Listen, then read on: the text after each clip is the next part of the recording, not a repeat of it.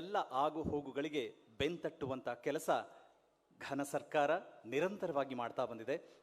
ಅದರ ಪೂರಕವಾಗಿ ಈ ಬಾರಿಯೂ ಕೂಡ ನಾವೆಲ್ಲರೂ ಕೂಡ ಮೈಸೂರಿನಲ್ಲಿ ಜೊತೆಯಲ್ಲಿದ್ದೇವೆ.